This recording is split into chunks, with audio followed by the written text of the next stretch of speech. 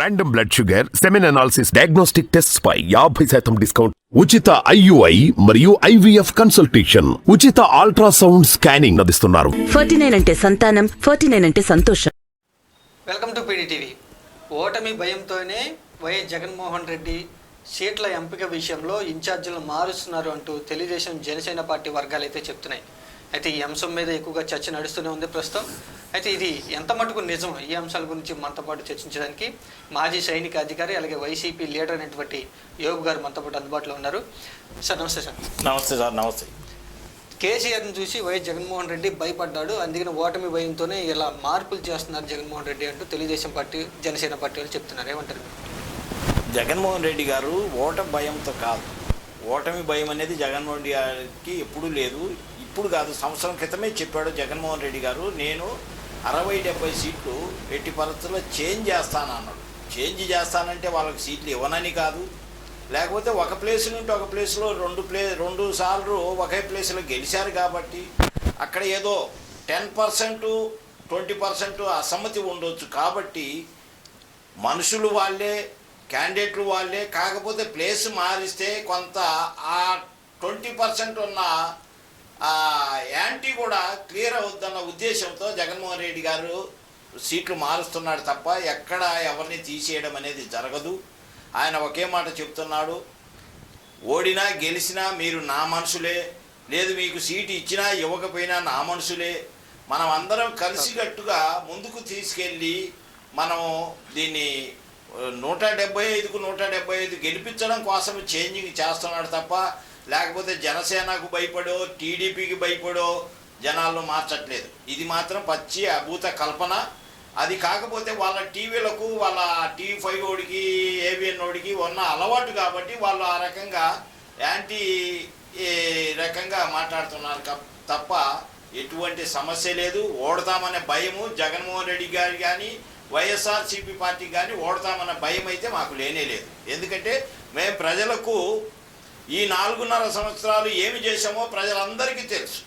టౌన్లో కొద్ది గొప్పలో యాంటీ ఉన్నా పల్లెటూర్లలోకి వెళ్ళి మీరు చూడండి, పథకం అందని ఇల్లు లేదు, లబ్ధి పొందని కుటుంబం లేదు. ఈరోజు హాస్పిటల్ ముందు పిల్లల దగ్గర నుండి తీసుకోండి, నాడు నేడు హాస్పిటల్స్, ఆరోగ్యశ్రీ, అక్కడ నుండి తర్వాత రైతులకు ఇవ్వాల్సిన ఇన్పుట్ సబ్సిడీ కోసం RBIలు కానీ ఇంకొకటి కానీ మీరు చూసుకోండి. గత చరిత్రలో ఈ 70 సంవత్సరాల చరిత్రలో ఏ గవర్నమెంటు, ఏ ప్రభుత్వం చేయని పని జగన్మోహన్ రెడ్డి గారు చేస్తున్నాడంటే ప్రజలంతా ఆశ్చర్యపోతున్నారు. దానికి వీళ్ళు యాంటీగా అప్పులు చేస్తున్నాడు, రాష్ట్రాన్ని అప్పుల కుప్పగా చేస్తున్నాడు, ప్రజలలో ఒక అపోహ సృష్టిస్తున్నారు. ఇన్ని సంవత్సరాల నుండి అప్పులు చేసింది ప్రజలు ఎవరన్నా కట్టారా? దాన్ని బట్టి మీరు గుర్తుపెట్టుకోండి, మనం కట్టము, గవర్నమెంటే దానికి సొల్యూషన్ చేస్తుంది, గవర్నమెంటే అప్పులు తీర్చేస్తుంది. రాబోయే 5 సంవత్సరాలు మళ్ళా జగన్మోహన్ రెడ్డి గారే ఇదే పరిపాలన ఉంటే మనకు అప్పులు అనేది 0 బడ్జెట్కి వెళ్ళిపోతుంది అని మేము ఖచ్చితంగా కరాఖండిగా చెప్పగలుగుతున్నాము. రేట్లు కూడా వీలైనంత వరకు ఇప్పుడున్న రేట్లు డీజిల్, పెట్రోల్, గ్యాస్ ఇవన్నీ కేంద్రం ఆధీనంలో ఉన్నాయి. ఈవెన్ ఆయిల్తో సహా కేంద్రం ఆధీనంలో ఉన్నాయి. కాబట్టి వాళ్ళు కేంద్రములు GST కోసము ఇంకొక దానికోసము వాళ్ళు కేంద్రంలో పెంచుతున్నారు తప్ప జగన్మోహన్ రెడ్డి గారు ఏ వస్తువు మీద 10 పైసల పన్ను తీసుకోవడం కానీ పెంచడం కానీ ఎక్కడ జరగబోదు కూడా. అంటే SC నియోజకవర్గాల్లోనే మార్పులు ఎక్కువ చేస్తున్నారు జగన్మోహన్ రెడ్డి. అదే ఒక రెడ్డి స్థానంలో వేరే ఎవరికన్నా ఇంకా స్థానం ఇవ్వగలరా? ఒక మంగళగిరినే తప్పించి కానీ మిగతా అన్ని చోట్ల కూడా రెడ్డిలే ఆధిపత్యం వహిస్తున్నారు, ఎక్కువగా వాళ్ళ పెత్తనే ఉంది. SCల స్థానంలో రెడ్డిని నిలబెట్టే సాహసం జగన్మోహన్ రెడ్డి చేయగలరా అని అంటున్నారు. ఏమంటారు మీరు? SCలను ఎందుకు మారుస్తున్నారంటే మా SCలలో ఉన్న కొద్దిగా ప్రాబ్లం ఏంటంటే ఒకడు పైకి ఎక్కడం ఒకడికి ఇష్టం ఉండదు. అదే తెలుగుదేశమోడో ఈ జనసేనలో పనిచేసే వాళ్ళు వీళ్ళు వచ్చి ఏం చెప్తారంటే, అమ్మా ఆడికి ఏమి లేదు, బోలెడు సంపాదించుకున్నాడు కాబట్టి మీరు ఆయనకి ఓటు వేయబాకమనే యాంటీ కరప్షన్ చెప్తుంటారు వాళ్ళు. ఎందుకంటే ఆడ అంత సంపాదించుకున్నాడు, ఎంత సంపాదించుకున్నాడు, మీకేం చూడట్లేదని చెప్పినప్పుడు 100కి 20% ఉంటారు ఈ చెప్పుడు మాటలు ఇంటోళ్ళు. ఏది జనసేనకు సంబంధించిన వాళ్ళు, టీడీపీకి సంబంధించి వీళ్ళు వెళ్ళి ఇంకొకరి చెవులో ఊతారు, అయ్యా నువ్వు ఇలా చెప్పు, ఆయన బాగా సంపాదించుకున్నాడు కాబట్టి మీ వల్ల నువ్వు ఇక్కడ నుండి తీసి ఇంకొకసారికి చేస్తున్నారు కాదు. మాకు కావాల్సింది గెలుపు కావాలి. ఎస్సీలనే పెడుతున్నాడు కానీ ఎస్సీలో బీసీలను తీసుకొచ్చి పెట్టట్లేదుగా. ఇప్పుడు ఎగ్జాంపుల్ మన ఆర్కే గారిని ఎందుకు మార్చారు? ఆర్కే గారికి ఇప్పుడు నుండి కాదు ఎప్పుడో చెప్పాడు, అయ్యా ఇది బీసీ సామాజిక వర్గం, పోయినసారి తప్పని పరిస్థితుల్లో 2 సార్లు ఆయనకే ఇచ్చాము, ఆయన గెలిపించుకున్నాం. ఇప్పుడు ఆ బీసీ సామాజిక వర్గం ఇక్కడ ఉంది కాబట్టి 1,20,000 ఓట్లు బీసీ సామాజిక వర్గం నుండి కానీ ఓసీ నుండి కానీ వచ్చే ఓట్లు మనకు ఉన్నాయి కాబట్టి దానివల్ల మనం కొద్దిగా చేంజింగ్ చేస్తే బాగుంటుందని ఆర్కే గారికి చెప్పారు. ఆయన రాజబాటగా అంటే ఎవరికి భయపడి లేకపోతే ఎవరో నన్ను తీసేస్తారన్న ఉద్దేశంతో ఆయన రాజీనామా చేయలేదు. ఇది జగన్మోహన్ రెడ్డి గారికి 100% సపోర్ట్గా చేశాడు. ఆయనకేమి ఇప్పుడు పదవి ఎవరని కాదు, పదవి నుండి ఆయన మేము తప్పించట్లేదు. ఆయనంతటా ఆయనే ఓహో నా నుండే ఇది స్టార్ట్ అయితే అప్పుడు మా పార్టీకి మంచి గ్రేడింగ్ వస్తుందన్న ఉద్దేశంతో చేశాడు తప్ప ఆయనకు ఎటువంటి దీంట్లో ఇబ్బంది లేదు. ఆయనే చెప్పాడు, ఇప్పుడు కాదు 3-4 సంవత్సరాల క్రితమే చెప్పాడు, నా ఊపిరి ఉన్నంతసేపు నేను జగన్మోహన్ రెడ్డి గారితో వైఎస్ఆర్సీపీతో ఉంటా, లేకపోతే నా పొలంలో ఉంటా. ఈ 2 మాటలు చెప్పాడు. కానీ కాకపోతే ఏంటంటే అక్కడ ఉన్న సీట్ సిచ్యువేషన్ కోసం ఆయన అలా చేయాల్సి వచ్చింది. ఆయన గురించి మనం వేరే అపోహలు చేసుకోవాల్సిన అవసరం లేదు.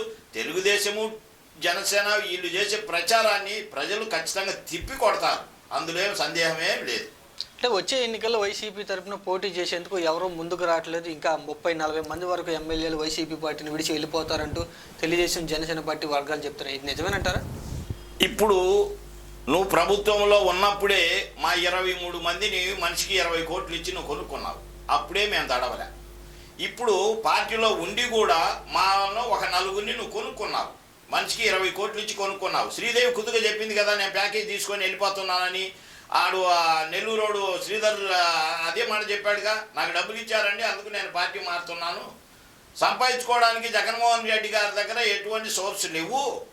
ఆయన ఒప్పుకోడు, నీతి నిజాయితీగా పనిచేసుకొని తినమంటున్నాడు తప్ప అక్రమానంగా సంపాదించుకోవడానికి ఆయన దగ్గర ఎటువంటి ఆస్కారం లేదు అని ఆ శ్రీధర్ రెడ్డి అక్కడ నెల్లూరులో చేసిన కొన్ని పనులు, ఈ శ్రీదేవి చేసిన కొన్ని పనులకు వాళ్ళను మార్చాడు తప్ప, మార్చడం కాదు మేమే తీసేద్దాం అనుకో. ఈ లోపల వాళ్ళకి అర్థమైపోయింది నెక్స్ట్ మాకు సీట్ ఇవ్వరు.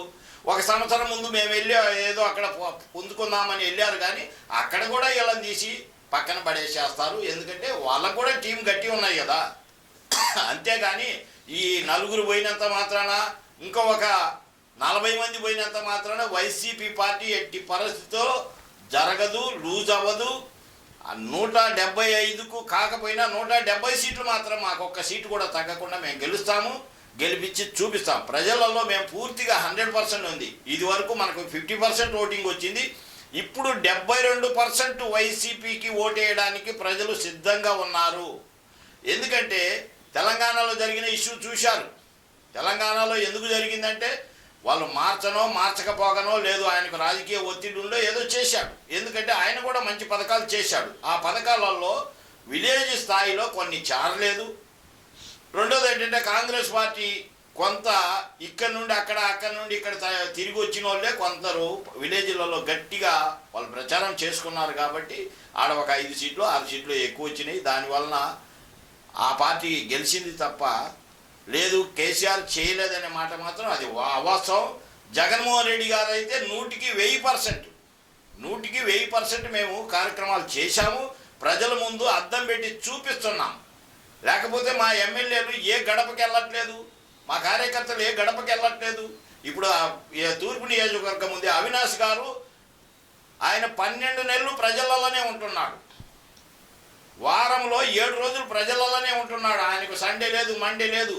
ఎక్కడ ఏ కార్యక్రమం వచ్చినా ముందుకు పరిగెడుతున్నాడు. అన్న ఇక్కడ ప్రాబ్లం ఉంది, నాకు ఇంత డబ్బు కావాలంటే స్టేట్ గవర్నమెంటు జగన్మోహన్ రెడ్డి గారు ఆయనకు శాంక్షన్ చేస్తున్నాడు.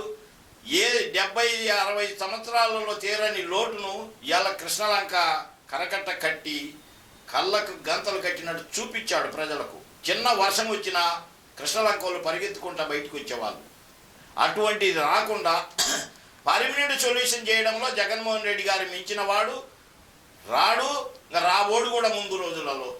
తెలుగుదేశము కాంగ్రెస్ జనసేన ఏమనుకుంటున్నారంటే మేమేదో వచ్చేస్తాం పొడిచేస్తాం చేస్తామంటున్నారు. మీరు ప్రజలే లేకొని చెప్పాల్సింది ఏంటంటే అయ్యా మా ప్రభుత్వం వస్తే ఇదిగో ఈ పథకాలు చేస్తాం, మీకు ఇది అందిస్తాం, అంతేగాని నేను వచ్చిన తర్వాత వాని తాట తీస్తా, తొక్క తీస్తా, తోలు తీస్తా అంటే మీ తాట తోలు 2019లో ప్రజలు తీశారు. ఈసారి ఆ ఉన్నది కూడా తీసేసి మొన్న కూర్చోబెడతారు. అంటే మరికొద్ది రోజుల్లోనే చంద్రబాబు నాయుడు, పవన్ కళ్యాణ్ ఇద్దరు ఒకే స్టేజ్ మీద కనబడబోతున్నారు. అది యువగళం పాదయాత్ర చివరి రోజున వీళ్ళిద్దరు కలిసి ఇంకా రాష్ట్ర వ్యాప్తంగా తిరుగుతారు అంటూ తెలుగుదేశం పార్టీ వాళ్ళు చెప్తున్నారు. ఏమంటారు మీరు? చంద్రబాబు నాయుడుకున్న కేసుల రీత్యా స్టేజ్ మీనికి వచ్చి జనాలకు నేనేదో చెబుతాననే మాటలు తప్ప చంద్రబాబు నాయుడు చెప్పిన వాడి ఊసర వెళ్ళి మాటలు ప్రజలు నమ్మరు. వాడికన్నా పనికిమాలోడు ఈ డ్రామాగాడు. ఈడొచ్చి ఆయన ఏం చేస్తే దానికి నేను సపోర్ట్ ఇస్తాను, నేను ప్రశ్నిస్తాను అన్నవాడు ఈడు ప్రశ్నించడానికి వీడి దగ్గర ఏమీ లేదు, వీడికి డబ్బులు లేవు, సినిమాలు లేవు. ఇప్పుడు వాడేదో ప్యాకేజ్ ఇస్తే వాడు ఎనికిడితే నేను ఇద్దరు ఒక స్టేజ్ మీద నిలబడి మాట్లాడతామన్నారు. నేను తెలంగాణలో చూశారు 8 సీట్లు పోటీ చేస్తే 8 సీట్లు డిపాజిట్లు కోల్పోయినాయి. ఇంకా వాడికి ఎక్కడ ఆంధ్రాలో సీట్లు ఉంటుంది? నీ ఓటు కూడా ఆంధ్రాలో లేదు, నీకు ఇల్లు లేదు, వాకిల్ లేదు. నువ్వు ఇక్కడ వచ్చి ప్రశ్నించడానికి నీకేముంది, చంద్రబాబు నాయుడుకి ఏముంది? మీరిద్దరు కూడా తెలంగాణ వాసులే, మీరు ఆంధ్ర వాసులు అయితే కాదు. మిమ్మల్ని ఆంధ్ర నుండి ఇంకా అంతవరకు రెస్పెక్ట్ ఇచ్చి పోలీసు వాళ్ళు మీకు రక్షణ కల్పించేసి ఏదో ప్రచారం చేసుకోమని అంటున్నారు తప్ప యాక్చువల్గా అయితే మిమ్మల్ని ఆంధ్రాలో ఉన్న ప్రజలు తరిమి కొడతారు, కొట్టాలి కూడా. మేము సలహా ఇచ్చేది అదే. ఎక్కడ మీటింగ్ పెట్టినా వీళ్ళని తరిమి కొట్టండి. నీకు ఆంధ్రలో ఎటువంటి హక్కు లేదు, నీకు ఇల్లు లేదు, వాకి లేదు. వాడికి ఇల్లు లేదు, వాకి లేదు. ఈడు కరకట్టమైన అక్రమ ఇంట్లో ఈడుంటున్నాడు ముఖ్యమంత్రి. ఈడు అంతకన్నా పనికి మాలినోడు. ఎవడో 2.5 ఎకరాలు ఇస్తే ఆడ ఏదో రేకులు సెట్ చేసుకొని మంగళగిరి ఏరియాలో ఈడు బతుకుతున్నాడు. ఈడు జగన్మోహన్ రెడ్డి గారిని జగను నువ్వెంత, నీ హోదా ఎంత అని మాట్లాడే మనిషి ఈడు. వాడికి అర్హత ఉందా? వాడి అర్హత ఉన్నోడైతే మాట్లాడాలా. వాడేదో జుట్టు ఎగరేసుకుంటే జుట్టుపోలిగాడు అంటారు ఈయన. ఇప్పుడు మీరు తెలిసిన ఏదో పాతకాలంలో తోలుబొమ్మలాట ఆడేది.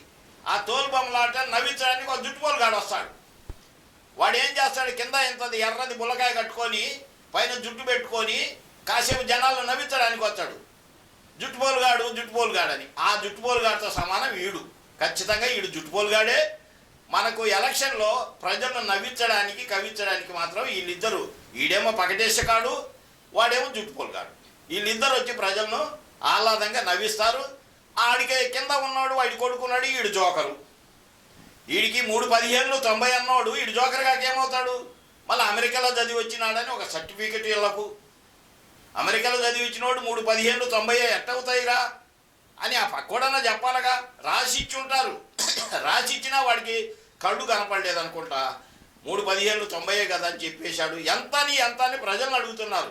ఆడ ఉన్నది తెలుగుదేశం వాళ్ళు కాబట్టి వాళ్ళు ఎంతో చెప్పలేక సైలెంట్ కూర్చున్నారు. మాకెందుకు లెమ్మని. ఎందుకంటే అటువంటి వ్యక్తి చంద్రబాబు నాయుడు, ఈడు పవన్ కళ్యాణ్, ఆడికన్నా ఈడు జోకర్ గాడు. వాడేమో పగటేసిగాడు, ఈడేమో జుట్టుపోలుగాడు, ఈడు జోకర్ గాడు. వీళ్ళు ముగ్గురు వచ్చినా జగన్మోహన్ రెడ్డి గారిని కానీ వైసీపీ పార్టీని కానీ ఒక్క అంగుళం కూడా కదిలించలేరని ఖరాఖండిగా మేము చెప్తున్నాం. అయితే ఈడికి తోడు నిన్నటిదాకా ఏ ఛానల్లో మాట్లాడలేదు వాడు. ఎవడో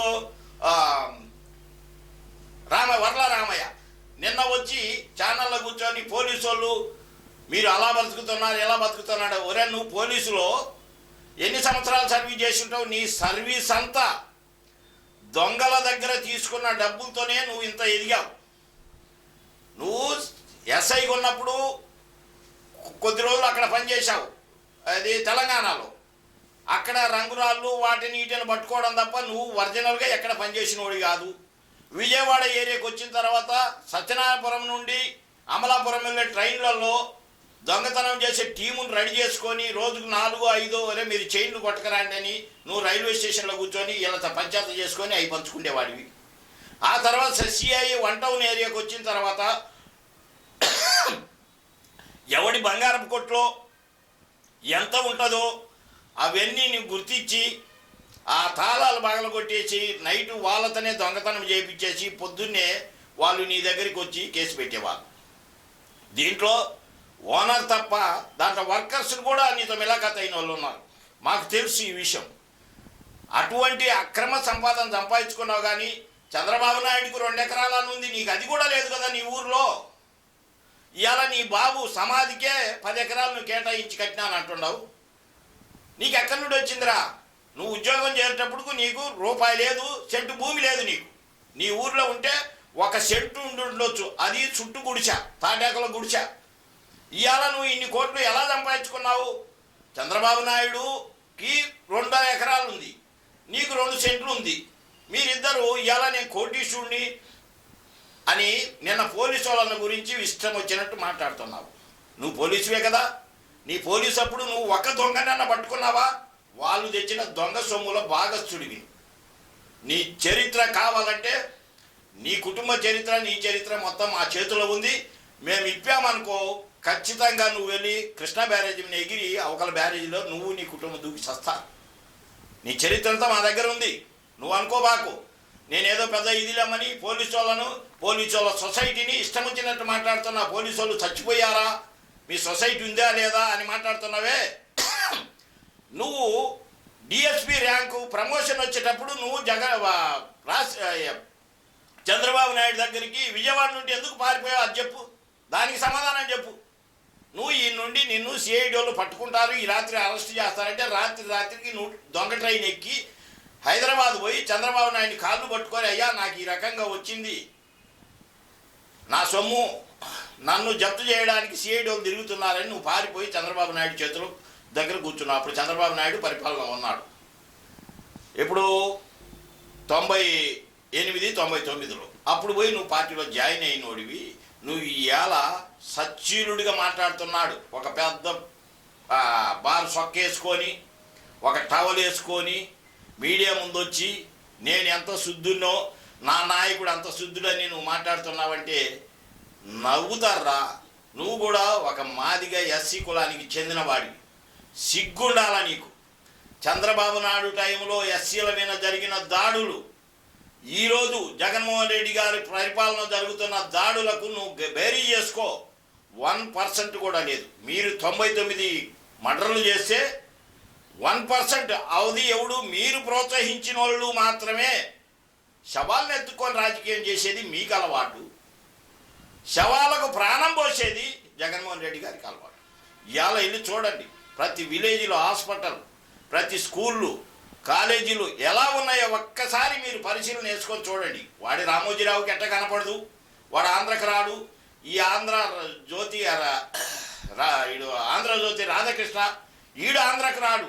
కాకపోతే మీరు ఈ నుండి పంపించిన ఫీడింగ్ను బట్టి వాడు చెప్తాడు. కానీ ఒక్కసారి వాడిని మా ఎన్నికటి పంపండి, ఆంధ్రజ్యోతి వాడిని కానీ ఈనాడు వాడిని కానీ మేము చూపిస్తాం. ఎక్కడ మేము పనిచేసామో, ఎక్కడ మేము ఫెయిలియర్ అయిందో మీరు ఒక్కటన్నా చెప్పగలుగుతారా? ఫలానా దాంట్లో వీళ్ళు ఏమంటే ఎస్సీలకు జగన్మోహన్ రెడ్డి గారు వచ్చిన తర్వాత దాడులు ఎక్కువైనాయి, వీళ్ళ మీద కక్ష తీసుకుంటున్నారంటే ఇవాళ ఎస్సీ కుటుంబంలో పిల్లని ఇచ్చిన వాళ్ళు, పుచ్చుకున్న వాళ్ళు రాజశేఖర రెడ్డి కుటుంబం రా. మీ అలా కారం చెడులో చిన్న వివాదం కోసం నీళ్లు మురికి చేస్తున్నారా అన్నందుకు ఆడ 100 మందిని నరికి చంపిన చరిత్ర చంద్రబాబు నాయుడిది, టీడీపీ పార్టీది.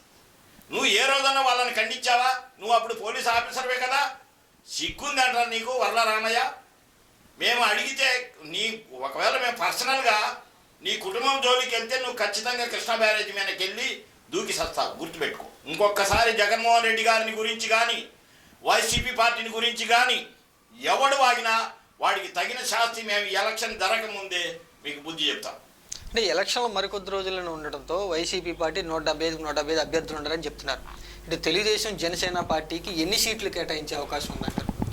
తెలుగుదేశము జనసేనకైతే వాడు తెలుగుదేశం జనసేనకు 25-30 వేస్తాడండి. మిగతా మొత్తం వీడు తీసుకుంటాడు. బీజేపీని కలుపుతామంటున్నారు. బీజేపీ ఎట్టి పరిస్థితుల్లో రాదు.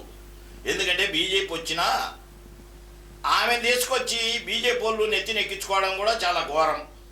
ఎందుకంటే ఆమె కుటుంబము ఎస్సీలను కారం చెడులు ఏం చేసిందో అందరికీ తెలుసు. ఈమె భర్త, ఈమె మామ వీళ్ళు కలిసి ఏం చేశారో అందరికీ తెలుసు. అది కళ్ళు గంత కట్టినట్టు మేము చెప్పగలుగుతాం, కళ్ళు మూసుకొని చెప్పగలుగుతాం. ఆమెను బీజేపీలో వాళ్ళు అనవసరంగా పెట్టారు.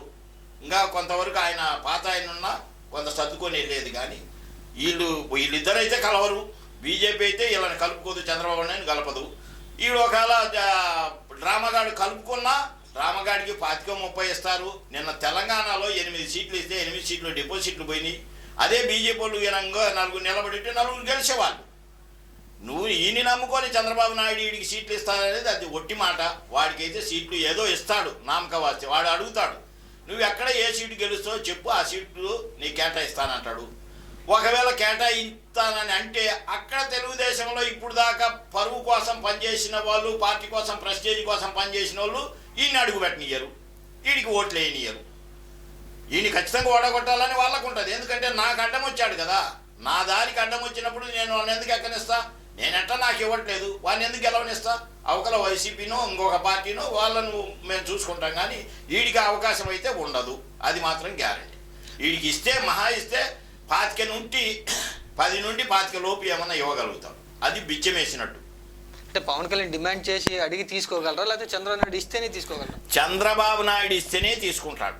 వాడు ముందే చెప్పాడు, మీరు ఎవరు కూడా చంద్రబాబు నాయుడిని కానీ తెలుగుదేశాన్ని కానీ విభేదించొద్దు, ఎందుకంటే ఆయన ఏం చెప్తాడో దాని ప్రకారం మనం ముందుకెళ్ళాలని వాడు ముందే చెప్పాడు. ఎందుకంటే వాడు ప్యాకేజ్ మాట్లాడుకున్నాడు. వాడు ఈ ఎలక్షన్ తర్వాత వాడు ప్యాకేజ్ పుచ్చుకొని వెళ్ళిపోతాడు. అయితే వాడు ముందే డిమాండ్ చేస్తున్నాడు, నాకు ప్యాకేజ్ ఎంత ఇస్తావు, ఎలక్షన్కి ముందే ఇవ్వాలి. అది చంద్రబాబు నాయుడు ప్లాన్ చేస్తున్నాడు. ఏ రకంగా ఇవ్వాలి, ఎక్కడ ఇవ్వాలి. ఇవాళ ఆంధ్రప్రదేశ్లో అయితే వాడికి రూపాయి ఇచ్చే పరిస్థితి ఉండదు. ఏ దుబాయో లేకపోతే ఏ సింగపూర్ బొంగపూర్ వెళ్ళి అక్కడ తీసుకోమంటాడు. ఎందుకంటే ఈయన డబ్బు అంతా 2014 నుండి 2019 వరకు సింగపూరు, జపాను, మలేషియాలో దాచుకున్న డబ్బు అక్కడ ఉంది. ఈయన అక్కడ వెళ్ళి తీసుకోమంటాడు తప్ప ఆంధ్రప్రదేశ్లో కానీ తెలంగాణలో కానీ వీడు ఏ 10 రూపాయలు వీడికి ముట్టినాయి అనుకో ఇమీడియట్గా దాన్ని పట్టుకొని అరెస్ట్ చేయడం మాత్రం గ్యారంటీ. వీళ్ళ మీద పూర్తిగా మేము నిఘా చేసి ఉంచాము.